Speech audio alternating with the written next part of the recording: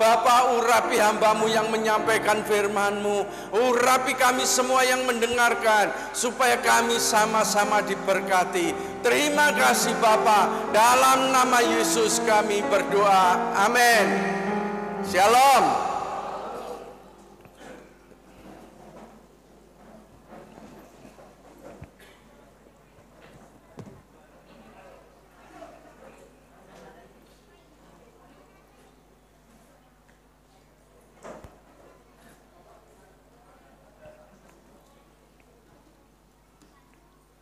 Saudara, selamat hari Natal. Tuhan Yesus memberkati. Amin, puji Tuhan. Pada saat sore hari ini kita memperingati 2000 tahun yang lalu, Tuhan Sang Pencipta turun menjadi manusia. Tujuan Dia menjadi manusia adalah untuk menyelamatkan saudara dan saya. Dia harus mati di kayu salib, Dia harus menderita. Semua Dia lakukan itu untuk menebus dosa saudara dan dosa saya. Amin.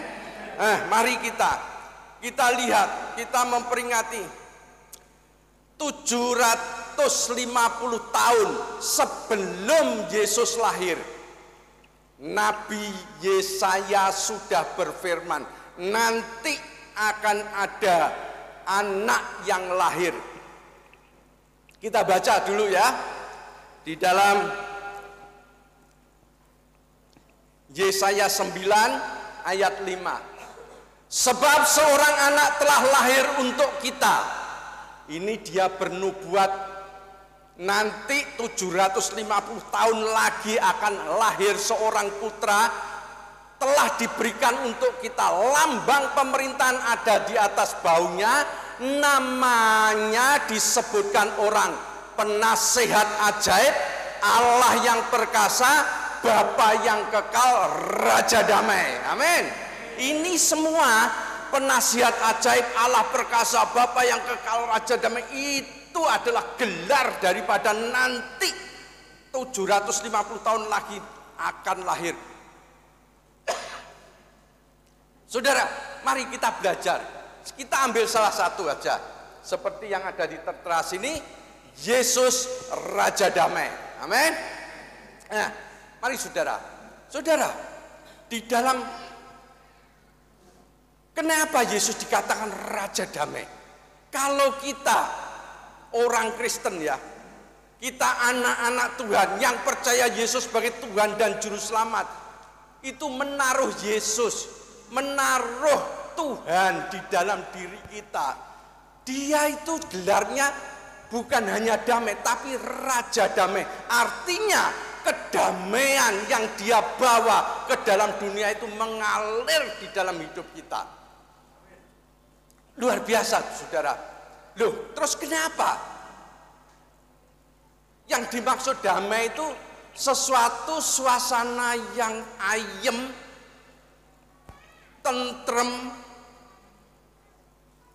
tidak ada intimidasi, urip, hidup damai. Saudara bisa bayangkan, hidup damai, hidup ayem, tentrem, wis, walaupun nanti badai itu menerpa di dalam kehidupan kita, tetapi damai yang Tuhan berikan dalam hidup kita itu luar biasa saudara. Kita akan belajar, kenapa kita mesti harus damai. Ya, yang pertama, kenapa kita harus damai? Nah, kita baca dulu. Ini penggenapan daripada nubuatan tadi. Tadi 750 tahun sebelum Yesus lahir. Nah, ini sekarang ini yang kita baca adalah penggenapan. Di situ malaikat Gabriel datang kepada Maria. Dia katakan di dalam Lukas 1 ayat 30 sampai 33, kata malaikat itu kepadanya, jangan takut hai Maria, sebab engkau beroleh kasih karunia di hadapan Allah. Sesungguhnya engkau akan mengandung dan akan melahirkan seorang anak laki-laki, dan hendaklah engkau menamai dia Yesus. ia akan menjadi besar dan akan disebut anak Allah yang maha tinggi, dan Tuhan Allah akan mengaruniakan kepadanya tahta Daud bapa leluhurnya, dan ia akan menjadi raja kaum keturunan Yakub sampai selama-lamanya, kerajaannya tidak berkesudahan. Ini yang di Lukas, kita baca yang di Matius. Iya, Yesus ini ya, bayi yang lahir ini, ia akan melahirkan, Maria akan melahirkan anak laki-laki, dan engkau akan menamakan dia Yesus, karena Yesuslah yang akan menyelamatkan umatnya dari dosa. Yang kedua, hal ini terjadi supaya genaplah yang difirmankan Tuhan oleh Nabi, sesungguhnya anak darah itu akan mengandung dan melahirkan seorang anak laki-laki, dan mereka akan menamakan dia Immanuel, yang berarti Allah serta kita. Ini nubuatannya pada saat setelah tadi nubuatan 750 tahun, sekarang digenapi di Maria mengandung Yesus, harus lahir sebagai penyelamat umat manusia. Kenapa kita harus, kalau kita taruh, saudara maaf ya, saumu enggak kuat aku Pak, enggak apa-apa ya, tak lepas.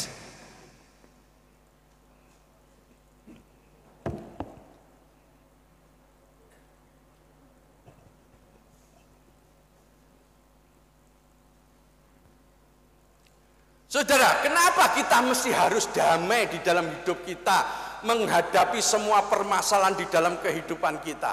Yang pertama, saudara, mengapa kita harus merasa damai? Rasa damai itu rasa tenang, semuanya baik. Saudara boleh merasakan ya, kedamaian walaupun permasalahan menerjang hidup kita yang luar biasa. Yang pertama, Tuhan mengampuni dosa kita. Yang tadi Matius 1 ayat 21 dikatakan, ia akan melahirkan anak laki-laki, dan engkau akan menamakan dia Yesus, karena dialah yang akan menyelamatkan umatnya dari dosa. Saudara, saya katakan dosa itu adalah sesuatu yang luar biasa jahat. Dosa itu seperti kuasa mencengkeram kehidupan manusia. Manusia dicengkeram dosa, seolah-olah manusia tidak bisa lepas dari dosa. Mencengkeram dosa. Dan saudara tahu, dosa itu mengakibatkan apa? Firman Tuhan ngomong, upah dosa itu maut. Artinya maut itu kematian. Yang dimaksud adalah maut, adalah kematian. Itu adalah kematian yang kekal, saudara. Hidup di dalam neraka. Semua orang berdosa, hukumannya pasti neraka, masuk neraka. Dan saudara tahu, di dalam neraka itu luar biasa mengerikan, saudara. Dulu pernah saya ilustrasikan ya, orang, kalau dikatakan ya, di sana itu orang kertakan gigi. Kertakan gigi itu apa, saudara? Orang ngempet sakit, dia sampai geget, sampai giginya itu kemeretuk, istilah itu wong Jawa ngomong, giginya itu ngempet kesakitan, dan itu berlangsung bertahun-tahun dan selamanya. Kekal, saudara. Dan dosa begitu kuat mencengkeram manusia, dan tidak ada satupun yang bisa melepaskan. Mungkin orang gini ya, dalam berpikir ya, untuk mencapai kehidupan yang kekal ya, untuk mencapai kerajaan surga, manusia itu berusaha melakukan kebaikan untuk mencapai sana. Tapi saudara tahu, di dalam pengertian kita sebagai orang Kristen, kebaikan manusia itu tidak bisa menutupi dosa. Sebagai satu contoh, kalau saya naik sepeda motor, saya tidak pakai helm, saya dicegat Pak polisi, dikatakan, makasih Pak David, nama saya David, Anda melanggar pasal ini, nanti minggu depan Bapak ke pengadilan untuk dihakimi. Sebelum minggu depan, saudara, saya melakukan kebaikan-kebaikan. Saya sumbang panti asuhan, saya sumbang panti jompo, saya sumbang tanah longsor, gereja saya sumbang, masjid saya sumbang, semua saya sumbang. Jadi kebaikan saya itu saya tumpahkan. Sampai kira-kira saya habis 20 juta. Semua saya sumbang. Minggu depan, setelah saya diadili, saudara David, Pak Hakim ngomong, saudara salah melanggar pasal ini, oleh sebab itu, sebentar Pak Hakim, sebelum menghukum saya tunjukkan ini, tanda terima saya telah melakukan sumbangan-sumbangan ke semua panti asuhan. Kira-kira Pak Hakim tadi melepaskan saya enggak, saudara? Tidak. Itu artinya kebaikan kita enggak bisa nutupi dosa. Dan dosa harus dibayar. Dosa harus dibayar. Pembayaran dosa yang paling top adalah kematian, saudara. Kematian yang kekal di neraka itu loh. Itu mengerikan sekali, saudara. Sangat mengerikan. Saudara bayangkan pada saat saudara goreng minyak, wah, satu kibik minyak digodok, lalu saudara bayang ngotok, saudara dicemplung nih, cek, rasanya gimana? Padahal minyak itu kalau umum itu cuman suhunya 180 derajat. Tetapi ini firman Tuhan mengatakan api belerang suhunya ribuan derajat Celcius. Anda dimasukkan dengan jerit-jerit, saudara tidak bisa mati, merasakan kesakitan luar biasa. Begitu ngerinya neraka itu, sehingga Tuhan harus turun menjadi manusia untuk menebus dosa saudara dan saya. Amin. Oleh sebab itu, saudara, Tuhan mengampuni segala dosa kita. Loh, terus saudara tanya, Pak, dosa sing ndi to Pak sing diampuni? Kita lihat. Dosa mana yang diampuni? Yang pertama, tetapi saudara lihat ini yang saya kadeli, tetapi jika kita hidup dalam terang sama seperti dia ada di dalam terang, maka kita beroleh persekutuan seorang dengan yang lain, dan darah Yesus anaknya itu menyucikan kita dari segala dosamu kabeh loh, diampuni mbek Tuhan karena kematiannya. Amin. Coba lagi, jika kita mengaku dosa kita, maka ia adalah setia dan adil sehingga ia akan mengampuni segala dosa kita, mengampuni segala dosa dan menyucikan kita dari segala dosamu diampuni, kejahatanmu diampuni. Lagi, dan dalam dialah setiap orang yang percaya memperoleh pembebasan dari segala kabeh. Sebab juga Kristus telah mati sekali untuk segala dosa kita.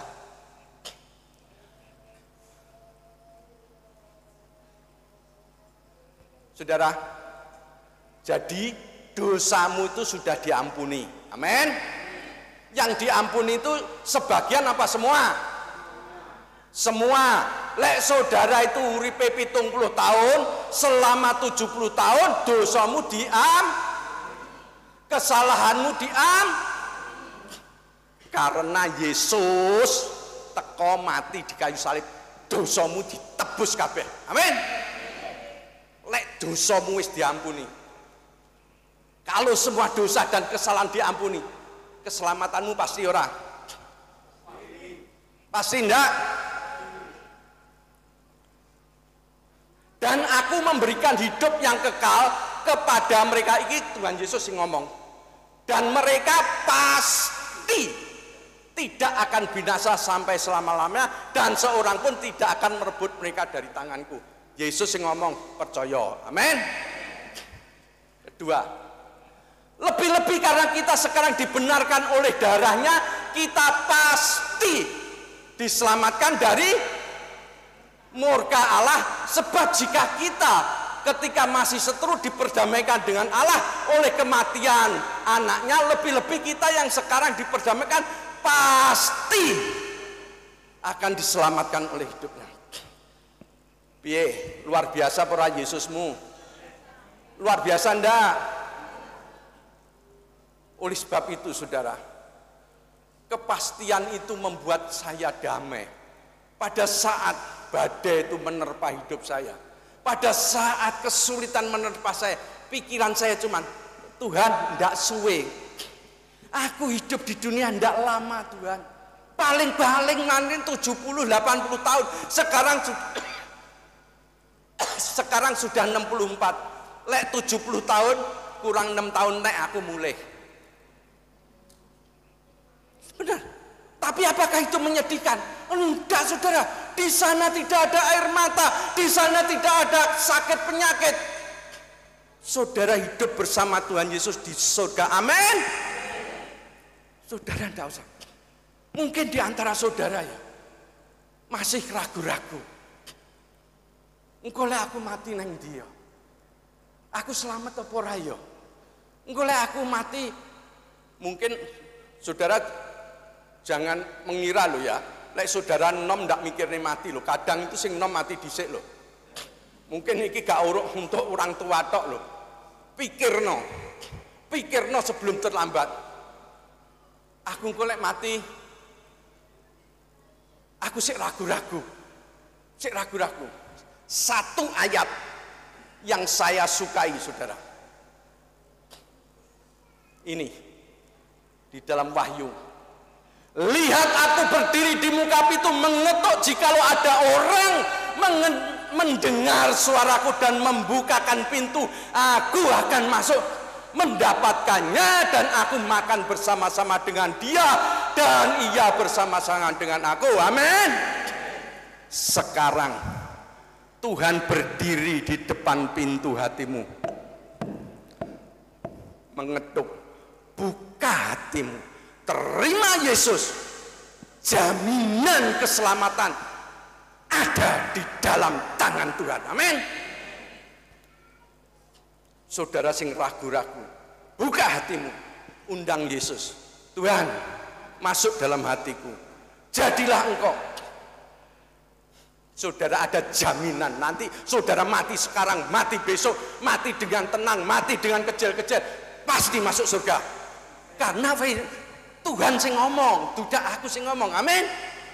Pasti. Amin. Kedua, setelah kita merasa damai, karena apa? Nanti aku lek mati masih masuk surga, dosa-dosaku diampuni. Sebetulnya ini ada sesi lain, saudara, saya tidak menjelaskan. Opolis diampuni terus kowe oleh belakrak uripmu sembarangan. Enggak loh saudara, aku tidak ngajar ngono loh ya. Ini ada sesi lain, kok tak jelas nolak. Tuhan menyertai kita.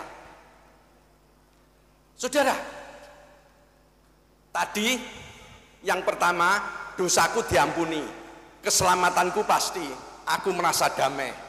Dan kedua, Tuhan menyertai kita. Saudara, di dalam perjalanan kehidupan kita, itu ayatnya coba kita baca dulu. Sesungguhnya anak darah itu akan mengandung dan melahirkan seorang anak laki-laki, dan mereka akan menamakan dia Immanuel, yang berarti Allah menyertai. Saudara, pada saat engkau terima Yesus sebagai Tuhan Juru Selamat, Roh Kudus dimeteraikan dalam hidupmu. Artinya di situ Tuhan, pribadi daripada Tuhan, menyertaimu selama-lamanya. Roh penghibur itu akan turun menyertai engkau orang percaya selama-lamanya. Saudara, di dalam perjalanan kehidupan kita, sebetulnya kalau saya tanya sebagai orang Kristen, bukan hal yang gampang.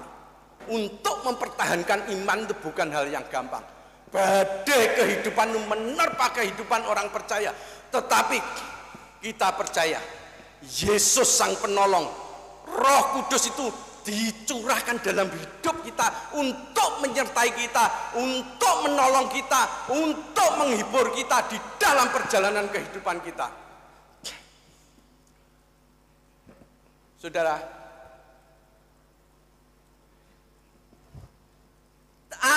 atau tidak tahukah kamu bahwa tubuhmu adalah bait Roh Kudus yang diam di dalam kamu, Roh Kudus yang kamu peroleh dari Allah, dan bahwa kamu bukan milik kamu sendiri.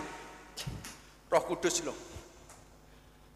diri kita yang jelek ini Tuhan taruh rohnya sebagai bait Roh Kudus, yang Roh Kudus itu ada dalam hidup kita, menuntun terus di dalam kehidupan kita sampai tutup usia kita. Saudara, dalam perjalanan tidak gampang, saudara. Kadang walaupun saudara ngomong aku Kristen, apakah orang Kristen itu bebas dari masalah? Tidak. Orang percaya punya masalah, orang tidak percaya punya masalah. Bedanya apa? Yang satu, engkau punya Tuhan yang menyertai dirimu. Amin. Penyertaan Tuhan itu luar biasa, saudara. Kalau saya ingat pada waktu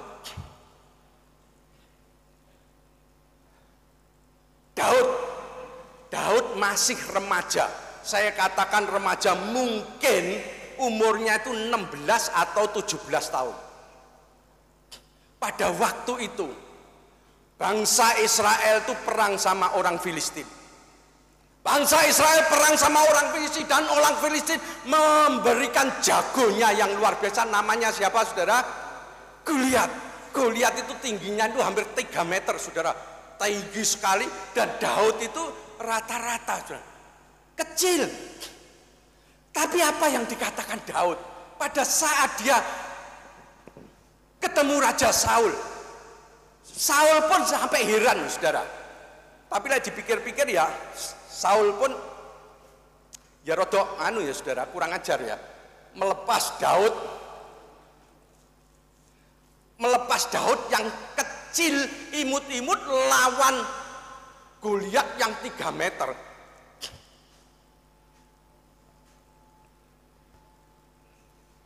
Lalu pada saat itu apa yang dikatakan Daud? Tuhan, Raja, saya sering menggembalakan kambing domba. Di situ ada singa, ada beruang yang ingin merampas dombaku. Pada saat itu aku mengejar mereka, aku menangkap mereka, aku membunuh mereka. Kenapa Daud berani mengatakan demikian? Kenapa Daud begitu yakin berani menghadapi Goliat?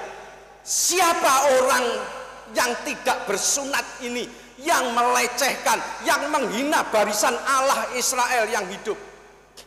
Marah Daud. Siapa orang ini?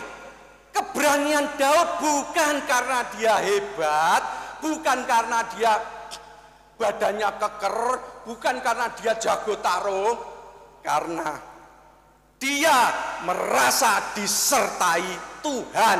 Amin. Kita lihat.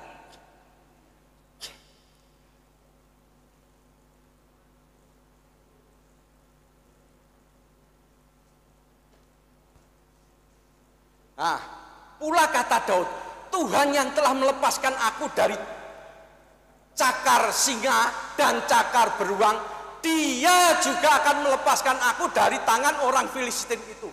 Dia sangat yakin bahwa Tuhan menyertai dia. Dengan penyertaan Tuhan itu dia akan menang. Begitu yakinnya. Padahal Daud itu anaknya kecil, saudara. Goliat itu 3 meter. Waduh, badannya gesit, pakai tombak, pakai lembeng, pakai pedang, pakai teropong, pakai baju sirah. Waduh, ya wis, lek orang ngomong tidak mungkin Daud bisa menang. Tapi Daud begitu yakin, aku bisa menang karena Tuhan menyertai aku. Lalu, tetapi Daud berkata kepada orang Filistin itu, engkau mendatangi aku dengan pedang, tombak, dan lembing, tetapi aku mendatangi engkau dengan nama Tuhan semesta alam, Allah segala barisan Israel yang kau tantang. Luar biasa, pora. Engkau mendatangi aku dengan tombak, pedang, dan lembing. Aku mendatangi engkau dengan nama Tuhan semesta langit yang Tuhan Allahnya orang Israel yang kau tantang. Gimana? Luar biasa. Kepercayaannya Daud terhadap Tuhan itu sangat nggak iso bayangnya aku. Saudara, disitulah pertempuran pada saat Daud mengayunkan ketepilnya itu, dilemparkannya. Apa dia titis? Itu yang mengarahkan Tuhan. Mungkin lubangnya di sini itu cuma cak gini, saudara. Tapi itu jam masuk. Akhirnya Goliat mati. Saudara, lek saudara sekarang ini pada posisi yang luar biasa susah hidupmu, percaya Tuhan ada menyertai saudara. Amin. Ojo wedi, ndak lek mati. Saya itu gembala, saudara.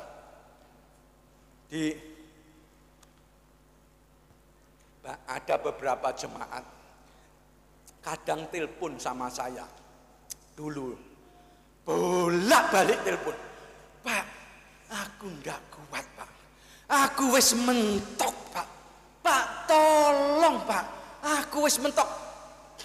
Bukan sekali 2 kali loh, tak hitung iso ono ping 10 ngomong terus, Pak, tolong aku mentok.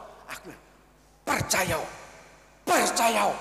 ada waktu sendiri. Sekarang saudara dipulih nih, iso tuku omah. Amin. Karena dia tahu Tuhan itu loh ndak mungkin. Masa Tuhan lek kowe njaluk roti, Pak, aku njaluk roti, Pak, aku lapar minta roti nih, Pak, tak cukup nih watu, buadoken. Masa Tuhan seperti itu? Pak, aku njaluk iwak, Pak, tak kayak ulo panganan. Kita yang jahat itu lo tahu. Masa Tuhan semesta langit itu ndak ngerti saudara itu anake. Jangan takut. Amin.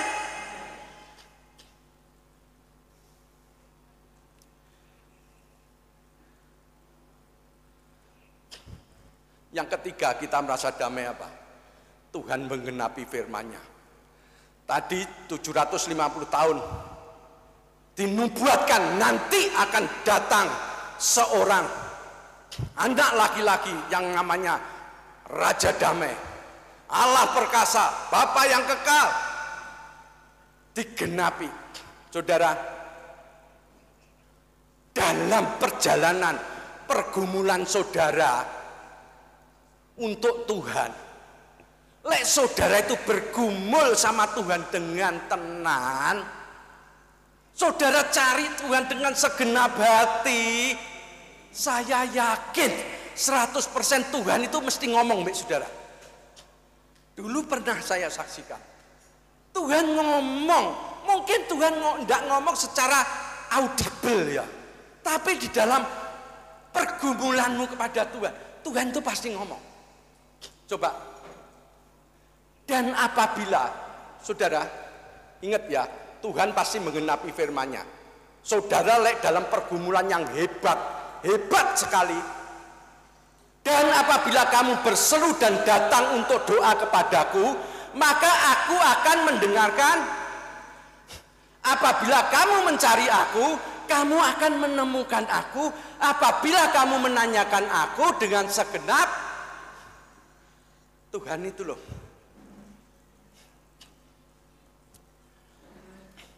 Ayo silakan duduk.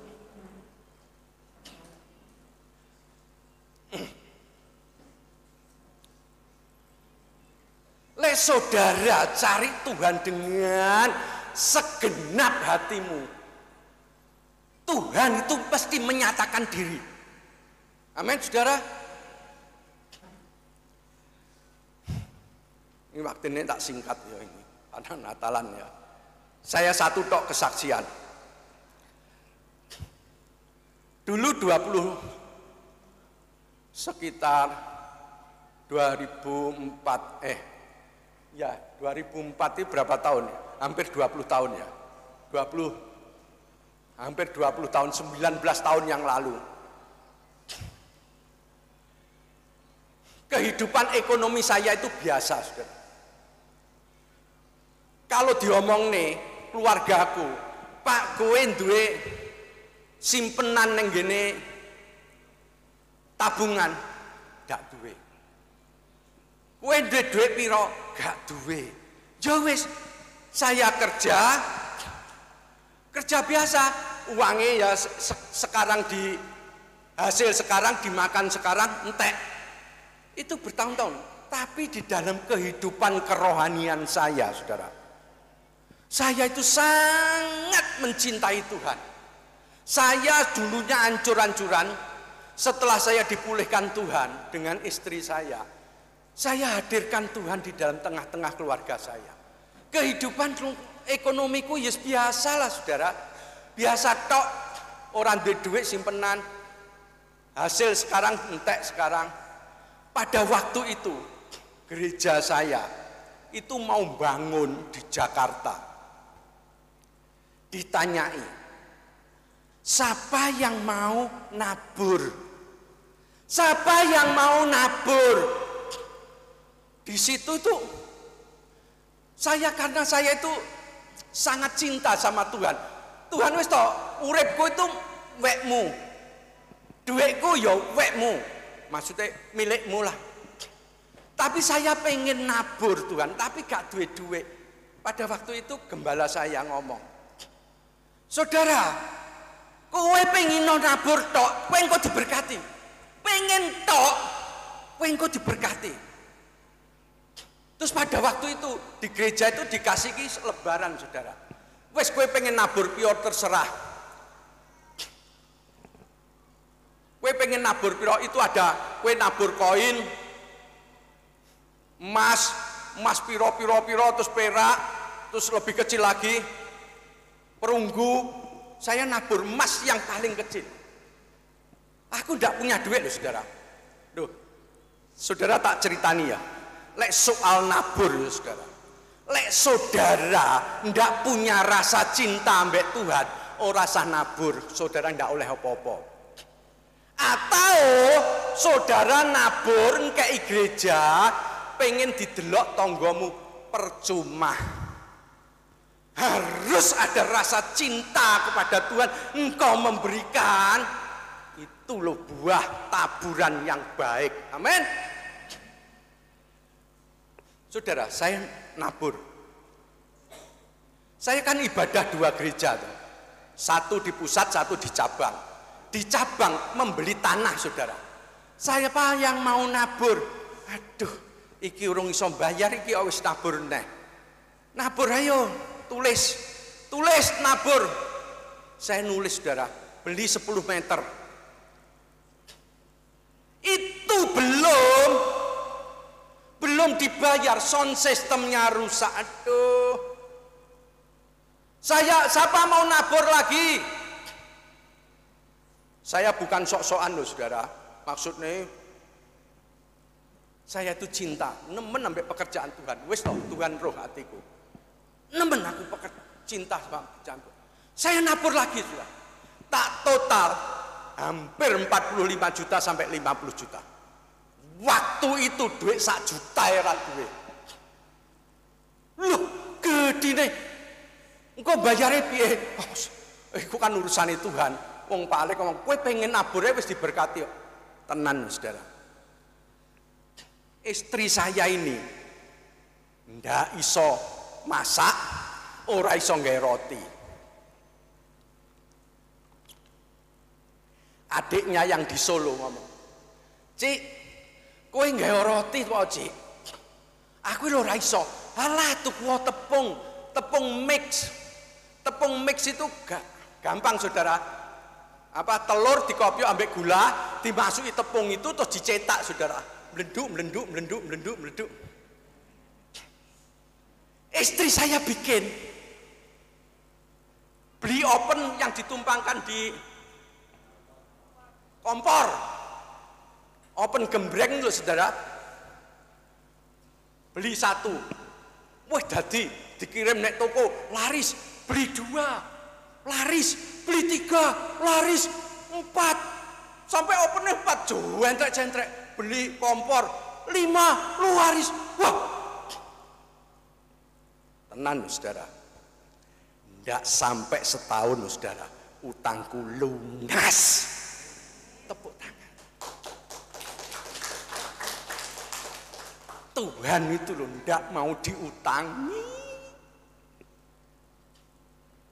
Wile enek pendetamu ngomong, ayo ngenekno pembangunan, ayo ngenekno apa. Ojo ngomong pendeta moto duwiten, salah. Amin. Lu tenan loh. Pengalaman pribadi saya. Sehingga sampai sekarang saya rasanya Tuhan, apa yang saya dapat ini adalah kasih karuniamu. Duitku ya duitmu Tuhan. Amin Saudara. Tuhan pasti menggenapi firman-Nya. Saudara ingat, Tuhan tidak pernah hutang. Tapi sekali lagi, lek kowe nabur harus ada rasa cinta mbek Tuhan. Ojo kaya wong tombok nalo. Aku tak tombok piro? 1.000 ben oleh 1 juta, ndak. Saudara ndak dapat apa-apa. Saudara,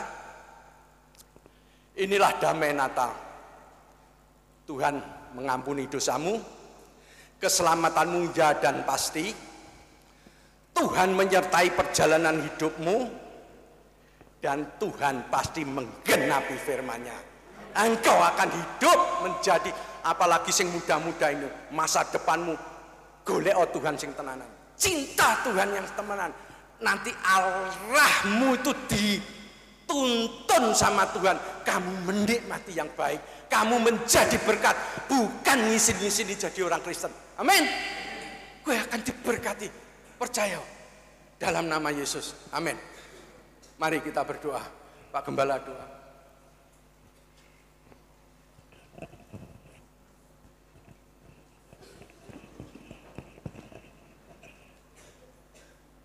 Terima kasih Tuhan Yesus, kami diberkati dengan kebenaran firman Tuhan yang sangat luar biasa.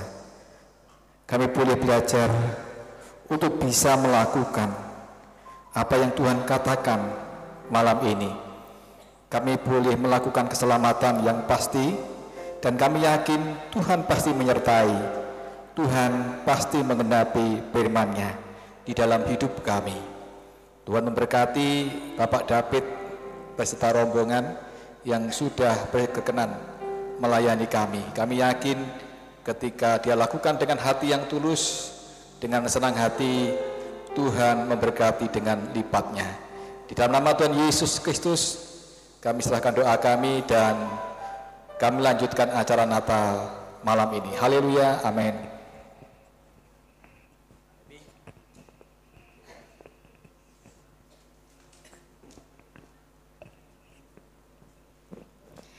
Shalom. Kita sudah banyak memuji dan sudah mendengarkan firman Tuhan. Saya percaya kita semua diberkati firman yang telah disampaikan.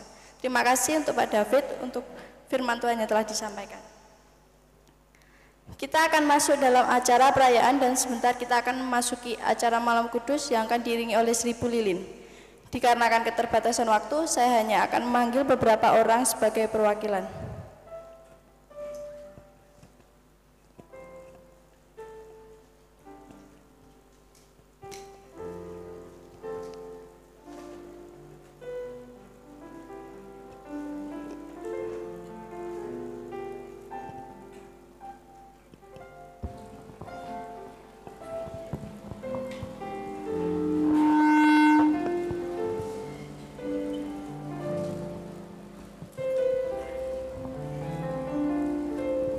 Seribu lilin nyalakan. Yang pertama, Bapak Kuswati sebagai gembala di tempat ini. Biar sinarnya menyatakan kemuliaan. Diwakili Ketua Panitia Natal, Ibu Ari Kristiani Bunarko. Wartakan pada dunia kabar sukacita. Yang ketiga, Bapak Sumilan. Telah lahir Yesus penebus juru selamat. Yang keempat, Bapak Pendeta Olan. Hai bintang indah Betlehem, Kelima, Bapak Pendeta David. sinarmu bawa harapan. Yang keenam, Bapak Pendeta Paulus. Bahagia di kalbu, kehangat. Yang ketujuh, Bapak Nanang Sunaryo. Kirimkan di hati yang beku. Yang ke-8, Bapak Pendeta Sugeng. Kehangatan kasih Tuhan di Natal yang syahdu.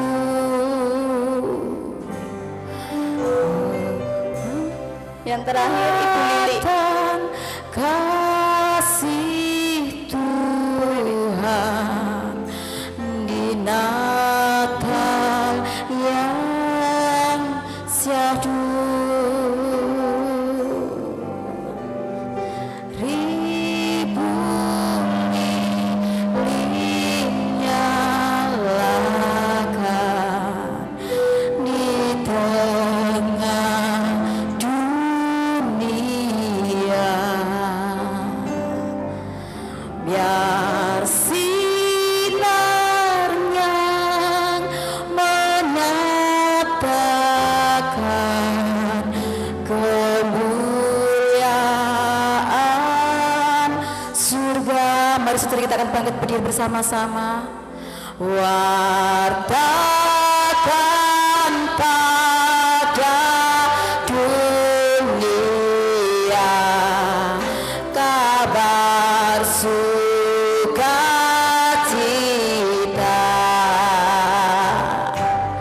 Telah lahir Yesus penebus juru selamat kita. Hai bintang indah Betlehem,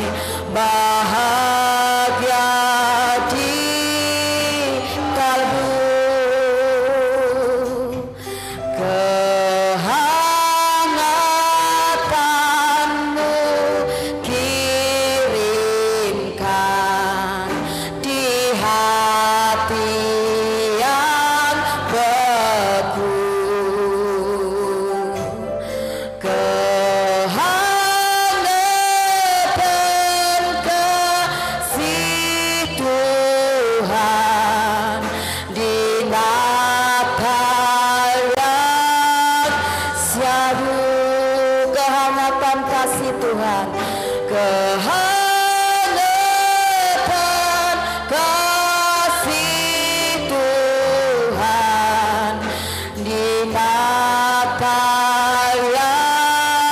siadu katakan kehangatan, kehangatan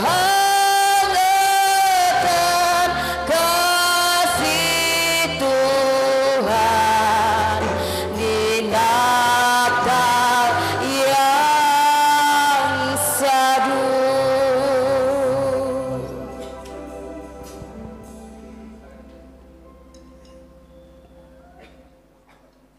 Terima kasih untuk Bapak Ibu semua, bisa kembali ke tempat dan dipersilakan duduk.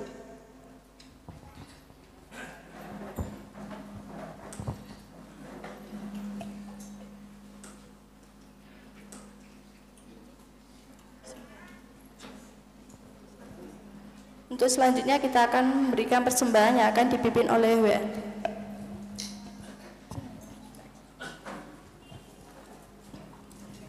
Mari saudara, kita akan mempersiapkan hati kita untuk memberikan persembahan buat pekerjaan Tuhan di tempat ini. Kita akan berdoa.